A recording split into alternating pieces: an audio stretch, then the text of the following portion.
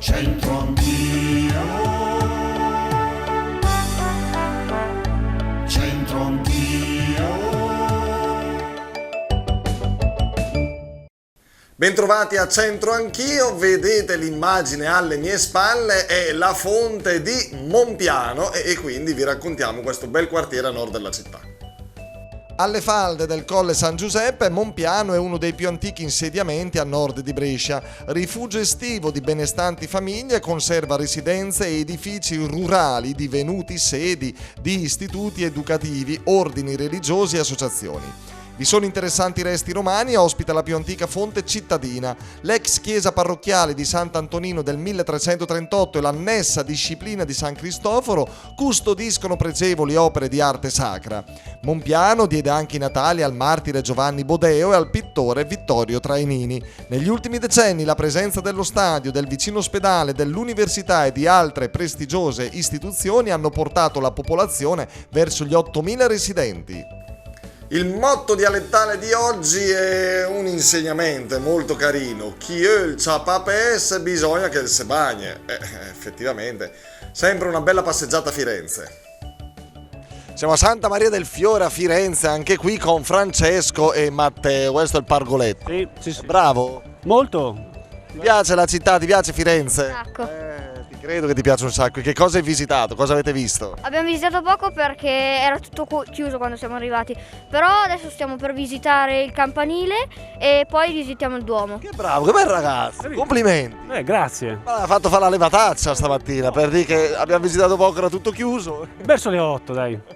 Bravo, che bello, motivato, complimenti davvero. Vediamo se pure il papà è bravo, lo interroghiamo ora, questa non è facilissima, Francesco. Voi di dove siete, carissimo? Pavia. Ah, di Pavia, quindi cugini, insomma, lombardi. Dai, proviamo a leggere questo.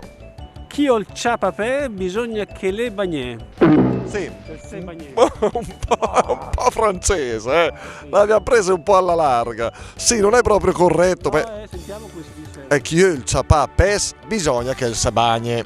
Chi vuole pescare, prendere pesci, deve bagnarsi, sì. E quindi che significa questo? Cioè, dai, Francesco. Aiutarsi per fare le cose, altrimenti non si riesce. Vedi che Francesco di Pavia è intelligente, ce la fa, è bravo, complimenti.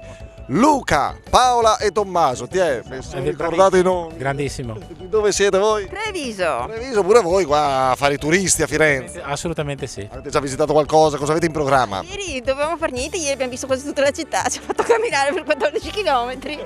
Ma portati a Pisa fino. Quasi fino a Pisa. Abbiamo camminato. Dai che ci Arezzo, Pisa, Pistoia, tutto il circondario, un camminatore lui. Cammina, sì. Pure loro non si tirano indietro. Ma assolutamente no, dei grandi. Ma insomma, dai.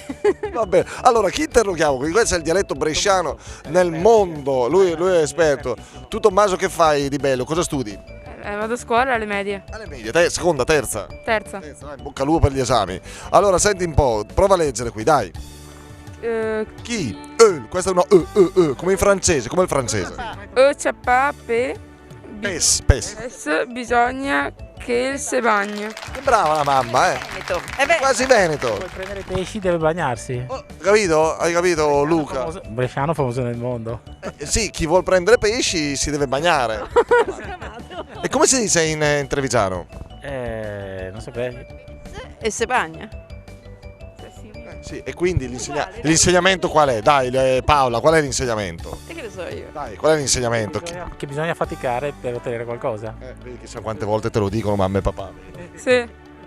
Va bene, è proprio questo, bisogna faticare per ottenere qualcosa, per prendere pesci bisogna in qualche modo bagnarsi. Benissimo, da Firenze, guardate che bella la nostra cattedrale di Santa Maria del Fiore, è tutto, alla prossima, ciao!